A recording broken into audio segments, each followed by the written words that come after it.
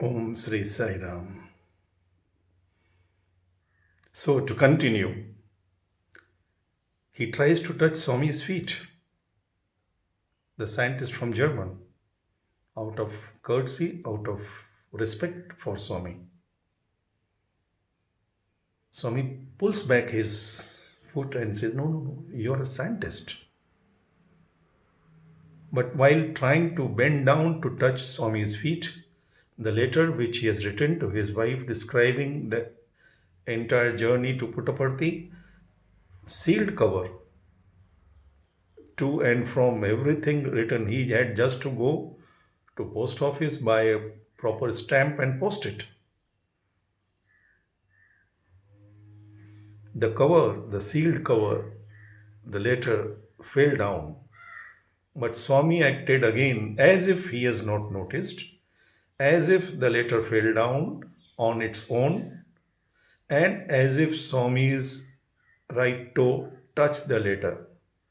And Swami was standing touching that letter with the right toe.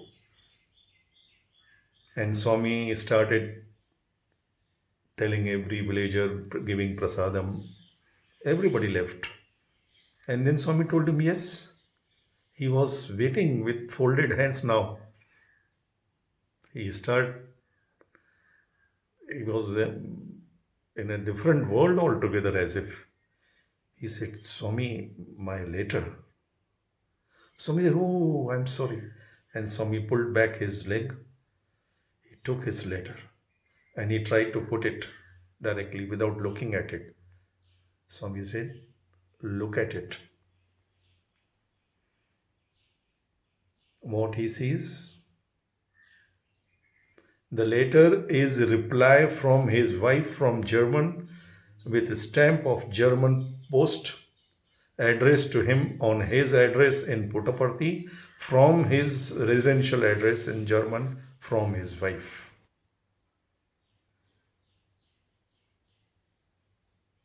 I repeat, he was carrying the letter written by him from Puttaparthi to his wife with address of his residence in German to his wife from this person, visitor in Puttaparthi. He has written from address of Puttaparthi. Sealed cover letter. And then when he gets the shock of his life, Swami tells him, open it. You are a scientist. Open this. And when he opens the letter, still the greater shock. The letter is written by his wife in her handwriting, which of course he could recognize the handwriting of his wife, mentioning that I have received your letter and you are described so beautifully about your trip and the Puttaparthi, everything, and you wish that I should be there. In this manner, she is writing, I'm trying to be with you. I'll apply for my visa and everything. Whatever the personal things she is writing, and signed by his wife. Then Swami said, go, you are a scientist, go. And this man comes out and shouts. Even Dr. Bhagavantam is sitting in portico. Many people are sitting, and he comes and shouts at the crowd, you Indians are fools. God is sitting inside. You are wasting your time outside.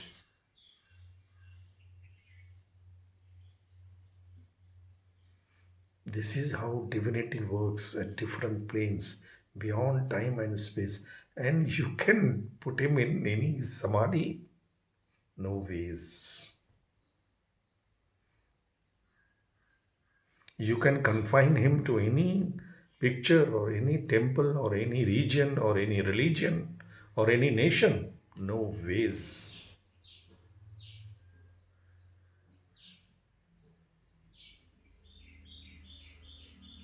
He is universal. Even beyond this, what we know about this universe, he is even beyond that. Because even scientists now have realized that what we see is not even this bit of what actually exists. Yes, millions of galaxies, stars. Our human mind cannot comprehend.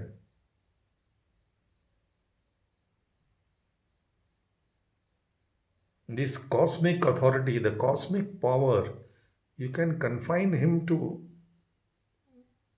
no ways. He is universal, come down as our personal God. Come down to offer himself to become our personal God. Each one of us.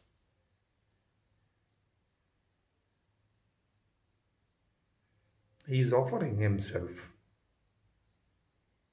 Not only that, he is offering unconditional offering.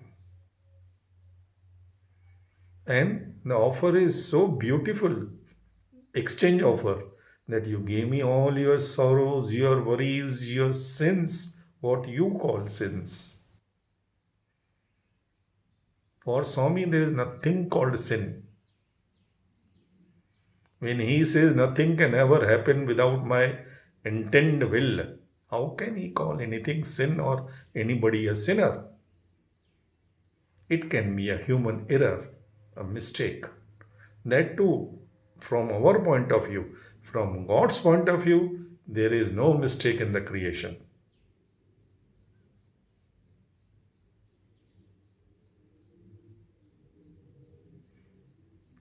My wife once told me that she cannot bear to see the negativity in any TV serial of gods, which nowadays, every time you will find Ramayana, Mahabharata going on our TVs, at least in India. But the moment some Rakshasa, some evil forces, they play, even the Kaikai and Mantra play their role, she gets upset. She cannot even watch or witness any evil around her. She is so sensitive. I say, why? She said, why can't they have Ramayana at least without Kaikai and Mantra? I said, Manchini. Very good. You do one thing, you take this paper and this pen and write your Ramayana. I, with my contacts, will see to it that your Ramayana is made into a serial and shown on TV. Please write. And I told her, if you try to even write Ramayana without role of Kaikai or Mantra or Ravana, your entire Ramayana will end in one page. There was a king called Dashratha. He had four sons. They got married to four daughters from Janakapuri, King Janaka's daughters. They had sons, Lavakusha, blah, blah, blah. And everybody lived very happily. All were happy in Ram Raja. Everybody has every facilities, all everything. And there was justice, there was peace around, and joyful living. Full stop. What else can you write? If there is no Kaikai, no mantra, no exile for Rama, Sita, and Lakshmana, then there will be no Shabri, no Jatayu, no Hanuman, no Vibhishan.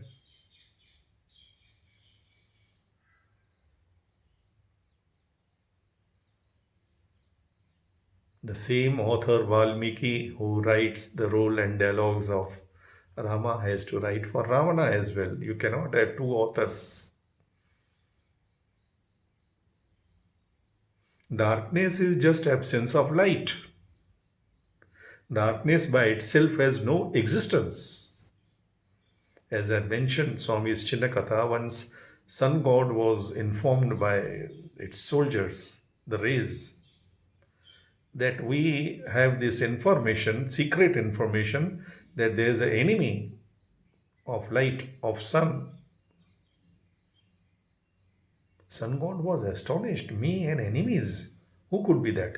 They said, they say the name is some darkness is there, which is enemy of light. Sun god said, okay, you go to all the worlds and bring darkness here. Now you can imagine. The rays going around all the 14 worlds, and they came back. Because wherever they go, darkness cannot exist in front of sunlight. Is it not? So they came back after all the search and they came and reported. They said, sorry, sun god, we think that this is only imagination of human mind. There is nothing called darkness.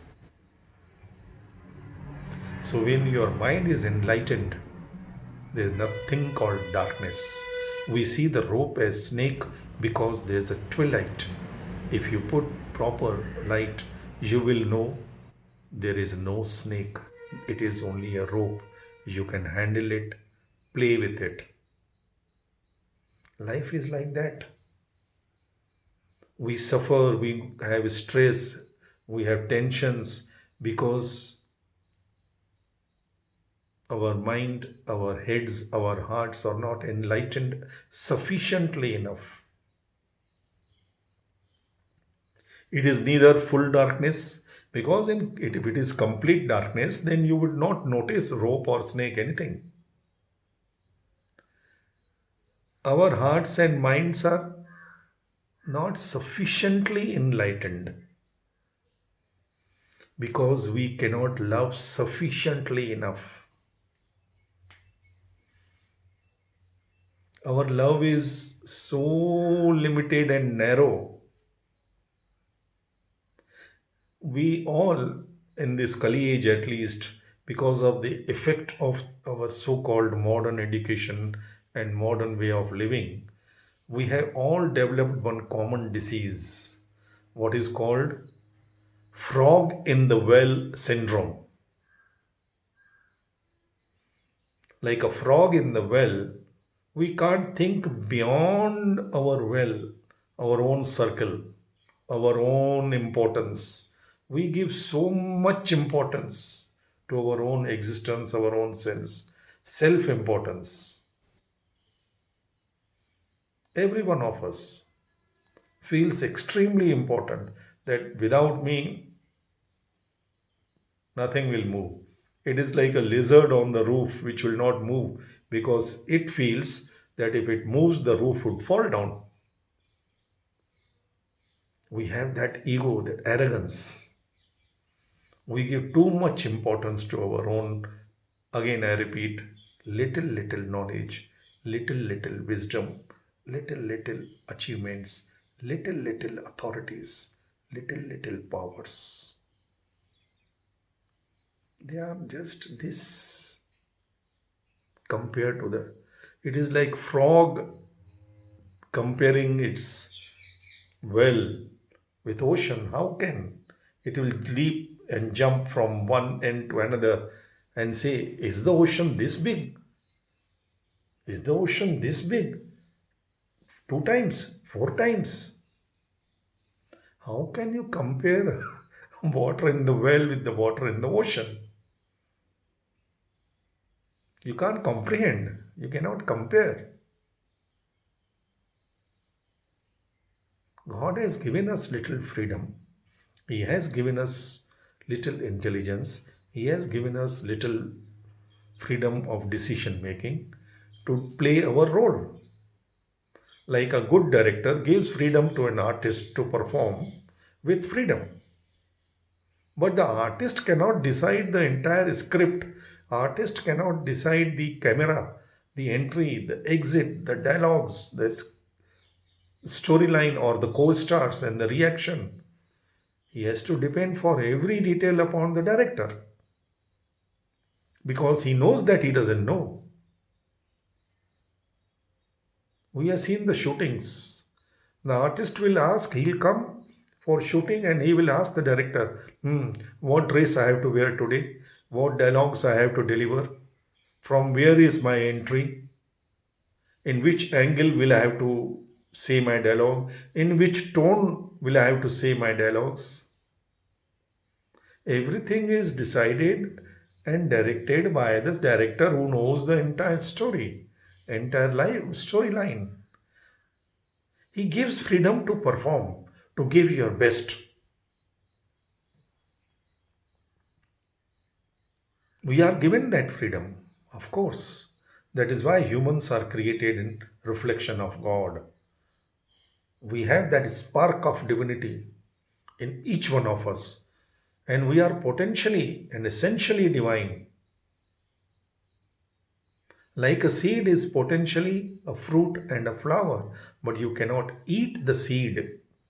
You cannot offer the seed at the altar of God as an offering unless it blossoms into a flower and ripens in a fruit.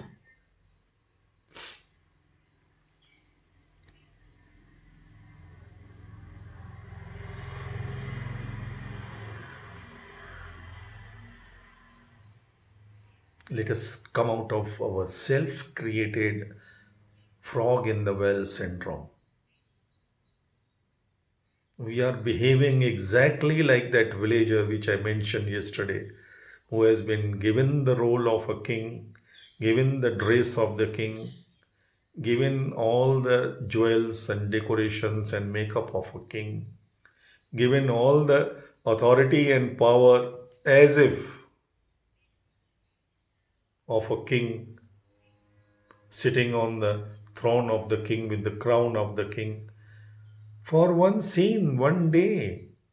Like that boy I mentioned yesterday, we are given the role to play teachers on one day, for one day, on Teachers' Day, in 1 year. In every school in India on 5th September, most of their schools, they give this opportunity for senior students to play teacher for one day, to give them experience of communication, of discipline, of being more responsible. But the teacher who is playing the role of teacher cannot rusticate a student. He cannot fire one peon out of job. He may be playing the principal for one day.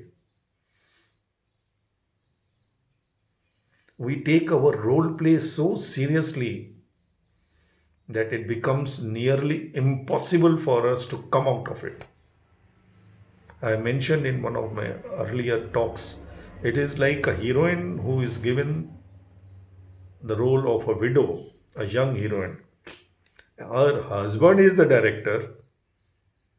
She was so small, that heroine was so young those days. She did not know how to cry. She was so mischievous.